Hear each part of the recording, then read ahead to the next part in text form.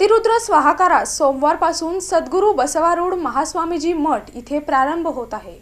सद्गुरू बसवारूढ महास्वामीजी मठातर्फे श्री सद्गुरू बसवारूढ महास्वामीजींच्या सुवर्ण महोत्सवी समाधी वर्षानिमित्त 26 ऑगस्ट ते 1 सप्टेंबर दरम्यान आयोजित अतिरुद्र स्वाहाकारात हवीर द्रव्यांच्या 24,74,329 आहुत्या अर्पण केल्या जाणार आहेत।